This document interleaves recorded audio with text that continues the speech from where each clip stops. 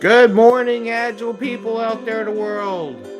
It's the 5 a.m. Mester Scrum Show. Hope you're doing well today. And we have Bubbles. She's awake, so I don't mind pestering her. Hi, everyone out there. It's me, Bubbles. So the cat's here. She's like, oh, I need your attention. Of course she does it just as soon as we go do the show, Bubbles. It's not Bubbles time, it's show time.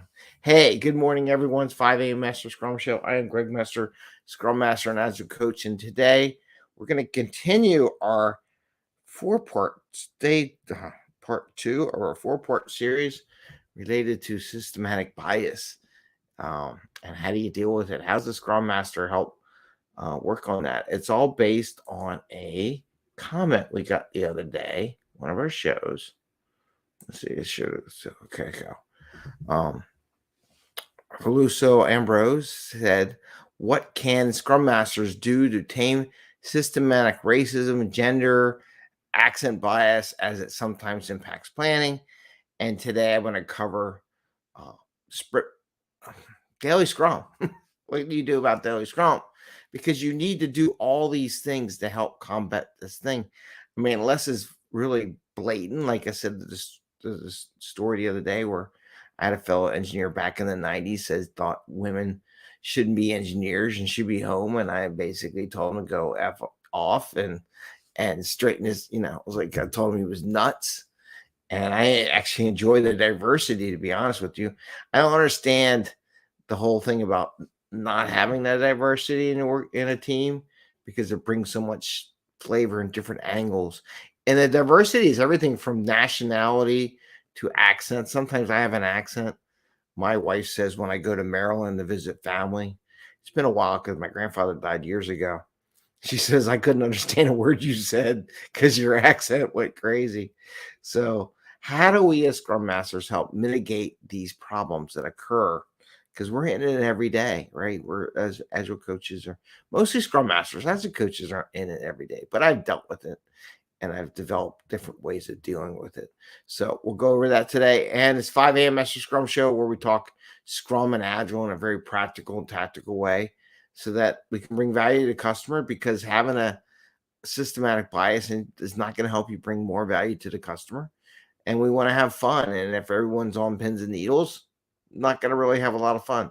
So let's dive into a little bit today. And like yesterday, I'll be referencing my notes a little bit just to remind me, because this is a serious topic and it just can't be done haphazardly. And I wanted to make sure I express the right information, that how I deal with it in different ways and set up for success. So if you read facilitation book, I have it actually in my bag. I brought it with me to work the other day. Anyway, Marcia Ackers, she wrote a book on facilitation, but it's about setup. It's about putting the things in place to make things work well, and you have to do that, right? So yesterday I talked about, as a Scrum Master, check yourself. Make sure you're not treating your teams as children, because that creates a bias, right? It says it's okay to not value, not trust, not inspire your team to do what they need to do. So that was part 1 where we talked about that a lot, and getting to know the manager and different things. And today I want to talk about really a couple setup moves and how you do team norms and how you do daily Scrum. I'm going to cover those 2. And then tomorrow, part 3, I want to talk about sprint planning. And then in 4, how do you develop that trust, right? And that's key to keeping that bias down. So today, what should a Scrum Master do is first set up team norms. You'd be amazed how many teams I go help coach and they don't have team norms. They don't have definition ready. Don't have definition done. So when you don't have that, it's a personality thing, right? The biases come out. When you have team norms, how the team's going to operate, that agreement helps mitigate biases, because me as a Scrum Master, I can reference the team norms. It's not that, hey, we all agree we'd be respectful and this and that and everything. I can say It's not me. Hey, you're being disrespectful. Hey, according to team, I'm observing this, and according to the team norms that you're coming, that's not a good thing. Now, you may not want to call it out during a meeting when this is happening, but in a conversation, the one-on-one part that we talked about yesterday with whoever has the bias, you can reference team norms and say, you know, what do you think? What is your read on this? How are you? They may not know they're doing it, right? They may not know. They may know. So, all right. So that helps minimize the biases, whether it be a technical bias, a, educated bias, a gender bias, whatever, accent bias, how you treat other people as part of the team norms, and how you all work together. That helps a lot. When you don't have it, you're setting yourself up for potential for that. And again, as we talk about this, I am putting this question up. So we have that. Can I pull this down a little bit? There we go. So it's not over my face. There we go. So again, what can a Scrum Master do? So getting the setup with the team norms will help mitigate biases. So the other thing is in daily Scrum, and I did this before, like doing remote and having hybrid teams scatter across the planet, right? In daily Scrum, establish an order of speaking so that people don't have to call each other who's next, and you as a Scrum Master don't have to say anything. That is another key. So what you're setting up is the mentality when they wait for the Scrum Master to have to announce someone's person who's going next. You are setting up chances for bias. Everyone can't do nothing without that person saying something. And this creates this God complex in the system. So this is again, check yourself at the door here, Scrum Masters. Set it up so there's just an order. I had a lot of teams where I helped coach them the right way. They had a list and who was going where. Everyone had the list, knew exactly the order, who was speaking when and where.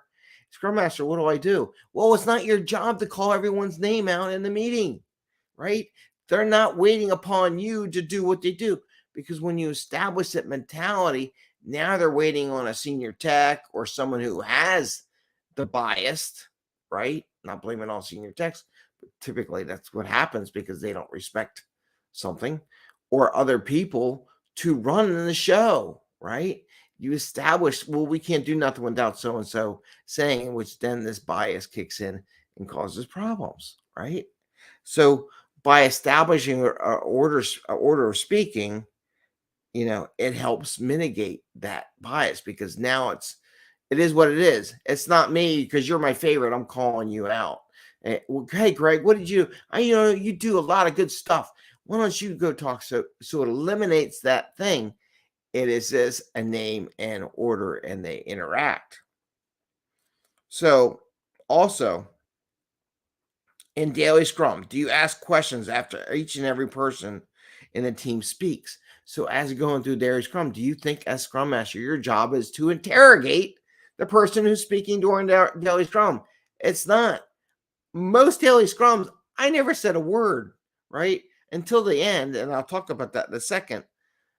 At all. I never asked a question. I just let them talk. If I had a question, I'd come back later, right?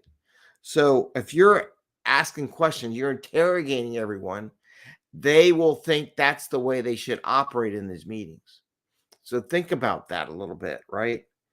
Um, if so, stopping it, you're basically creating fear, right? Because maybe they ask questions and they're afraid because you're going to ask. If I bring up what I do, I'll ask questions. I'll just say I did the same thing yesterday, and then you want to ask questions, right? So don't do that. Um, you're inadvertently destroying the level of trust when you treat, and this goes back to treating people as children. You asking questions every time, you're not doing the work. It's not your job, right? As a Scrum Master. So you're not taking the code or testing the code. You just make sure the flow is working well. And the last item here is working with senior people. Okay, so I got to add two things here. Sorry about that. Must be a cat hair. Cat hair. Cat hair. Wonder why we have cat hair.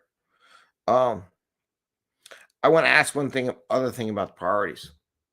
Have the team talk first, senior people talk last. Okay. You can do by names, but I like doing that way. That way, the people talk and the senior people hold their tongue. And you're going to have to meet one on one with senior people to get that. So, working with senior people one on one, have them go last in speaking. In one on ones, ask them what their worries are and how can you help minimize those worries. So, you need to have one on ones with senior people. They may think they know what they're doing and done it well. And maybe these are people, and the same, whether it be senior people or you see the biases, right? Have one on ones. And we got a comment here. Let's see. Andy, what do you got? Andy says preparation allows you to respond to something as opposed to having to react. That's true. And thanks for the comment. Now I know how to work the comments in the system. So cool. Thanks, Andy. And prepping and having the system set up appropriately to minimize these biases helps out a lot also. So that's what we're kind of getting at. Set yourself for success, not for failure, right? So in this question, what can Scrum Masters do to tame systematic racism, gender, accent bias? There's a lot of things in Scrum, how you set up these interactions to minimize and negate these. But in the end, I'm going to be honest with you, you're going to have to do some one-on-one talking with people. Not that you threaten them. Find out what their fears are. Find out why they're saying the same things they do. Ask some powerful questions, right? Not directly pointing, because then they're going to go, oh, what? I didn't say nothing bad. They're going to put their hands up. But there's ways to say, what do you, I noticed that every time someone or so-and-so says something, that you ask a question or you want to go and tell them exactly what to do. And then you can share a story like I have, where I have a story where I had a technical person in charge, quote, Scrum Master, tech lead, whatever you want for one team, who would have to help everyone every day, worked late, stressing out. By the time I got them convinced, I said, no, you don't have enough time to tell everyone what to do. Let them discover, and you just offer help when they ask for it. And it got to the point where the last couple months of the contract, the guy says to me, he says, you know what, Greg? I haven't got a call at home in the past 3 months. I've been able to do whatever I want, never accept the call, and everything's running great. And in fact, the team was accelerating because that one person wasn't the cornerstone for how the team operated. So have to do those one-on-ones with those senior people, have to do the one-on-ones who are generating bias, and just have a conversation. And not like, hey, you're wrong, you're racist, you got gender issues, you got this issue and that issue. Don't do that. Say, I notice these questions coming out. What are your worries and concerns? How can I help you as a Scrum Master get over these worries and concerns, right? What can I do to help, right? Versus accusing. Because as soon as you put the accusing thing, you put a barrier up. So don't do that. So anyway, I want to wish everyone a great day. That's part 2. Part 3 tomorrow will be about sprint planning. And then if anybody ever wants, and I'm going to say this at this, even though I'm offering now a coaching program, which you go on my website, you can see a free 30-minute conversation, see if coaching works for you. This is a prime example of it. When you have issues, having a coach can be helpful because you can talk about it. And as the comment, let me throw the comment, as Annie commented, preparation allows you to respond to something as opposed to having to react. As Andy said, one of the beauties of having a good agile coach is that you have someone to talk about, hey, I got this concern. I'm seeing this bias in the group. How do I address it? Here's some thoughts. And then you have an interaction with the coach. And that's a benefit of having a coach, to be honest with you. If you have one in your company, you don't take advantage of it, you should. If you want, you can reach out to my program. We do offer a 30-minute free session to talk about it, see if it has value. So with that, I want to say, see you. I got to go. Happy scrumming. Take care. And I wish